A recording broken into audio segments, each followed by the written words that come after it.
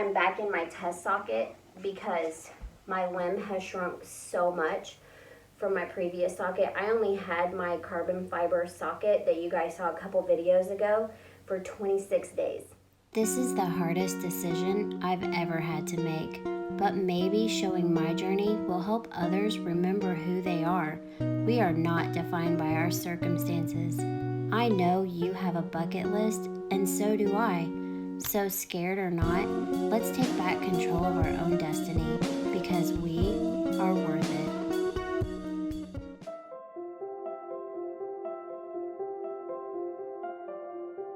My below-the-knee amputee evening routine with kids is busy.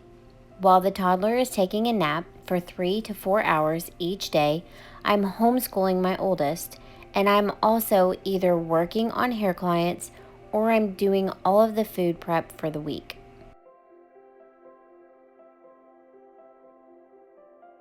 I make all of our meals every day, so I need to create the meal plans, wash and cut all the fruit, then I prep dinner each afternoon.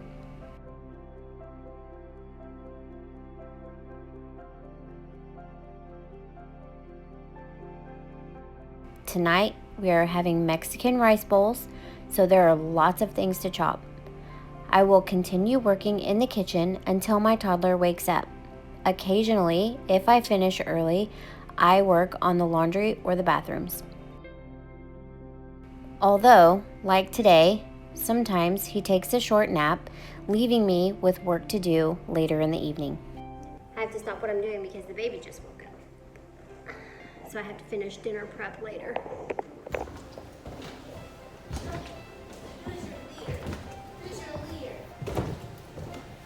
Who's your authoritative person? Ted?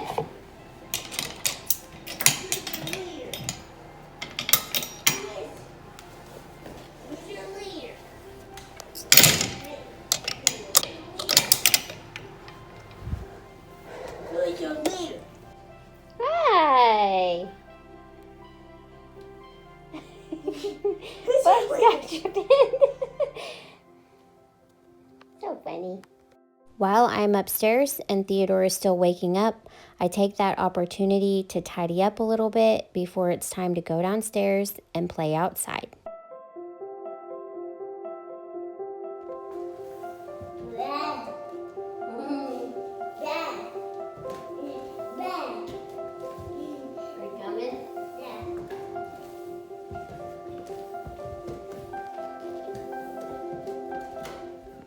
This is the hardest part of the day because I have to keep walking back and forth to check on the kids. I just sent the oldest to a friend's house to go play. But I have to keep checking from the kitchen to the backyard, from the kitchen to the backyard in order to make sure that he's doing okay. Apparently he's not.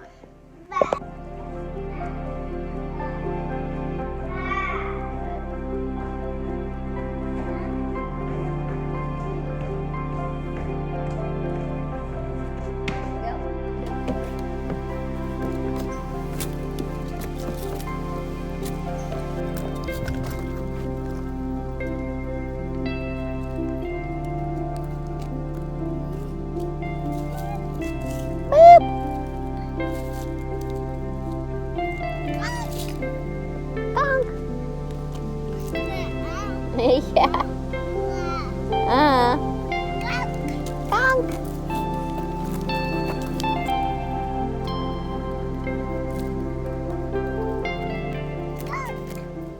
This is the part of the day where my leg gets really noisy. You can probably hear it.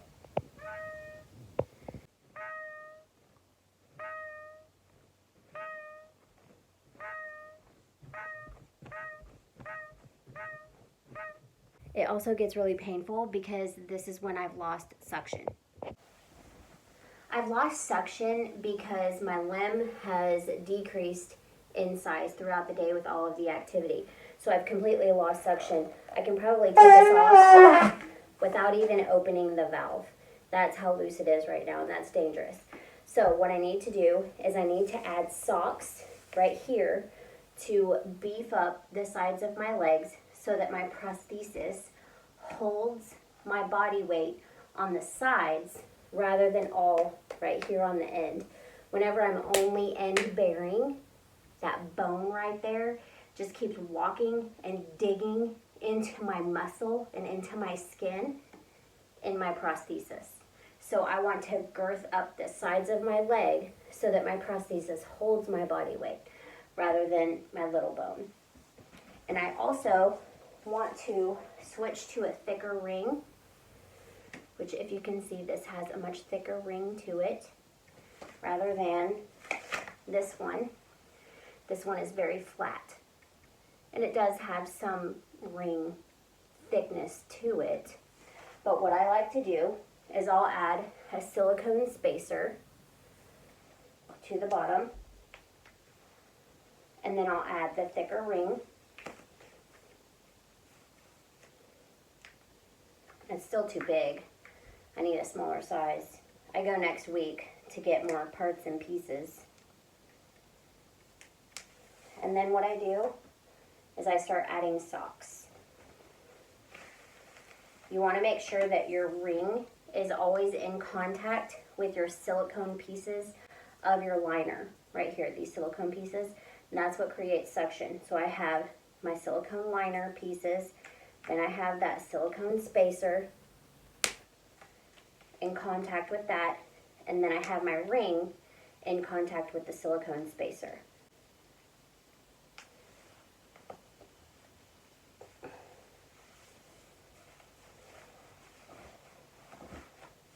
So this is a 3-ply sock. This is another 3-ply sock.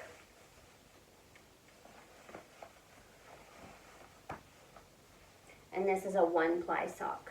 So that's a total of 7-ply.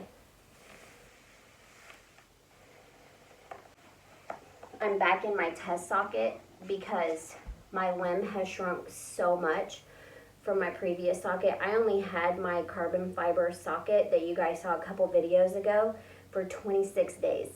And then I had to remove it. He shrunk this smaller than that socket, and I have to wear this until my limb stops changing enough that it can be predictable to get a new socket. So now what I do is I open the valve on the side to allow my leg to go in a little bit easier.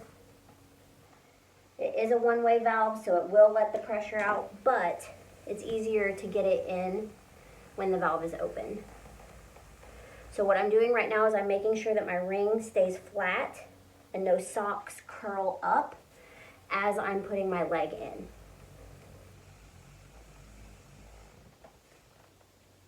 Now I'm going to close the valve and make sure that it is comfortable for me and that I am not end bearing anymore.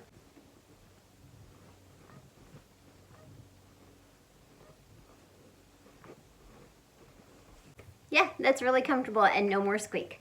So I'm back on my day. Once my husband gets home from work, I am able to complete dinner. By then, everyone is starving, so that's why I try to prep during nap time. I have to work really quickly. Tonight, we are having one of our favorites, because each person gets to customize their own Mexican rice bowl, complete with rice,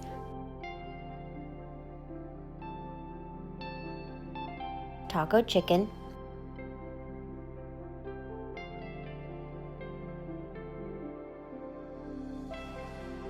queso, salsa, cilantro, black beans, onion, tomato, red pepper, shredded cheese, corn, chilies, pickled banana peppers, and avocado.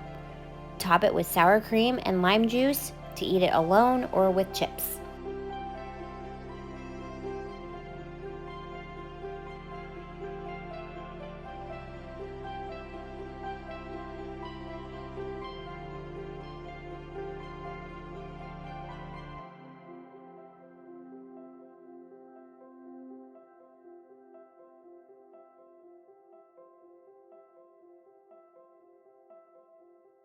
And that's dinner, but there's no phones at the table, so we'll see you after dinner.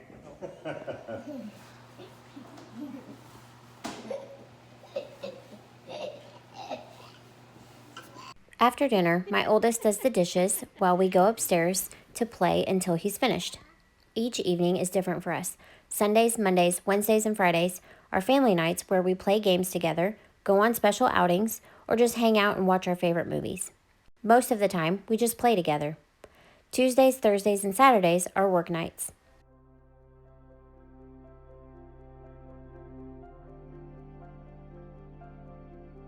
Once the kids go to bed around 9 p.m., my husband and I stick to the same schedule of either spending quality time together, like going for a walk, or we work.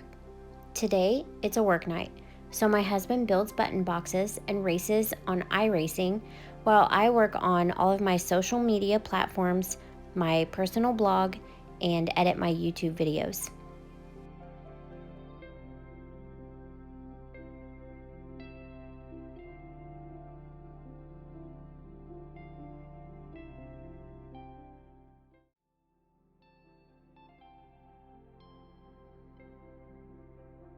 When it is finally time for sleep, I take off my leg, lay my liner on my knee scooter so I can wash it in the shower in the morning, and crawl into bed. The toddler wakes up at 6 a.m., so I try to go to bed before 11 p.m.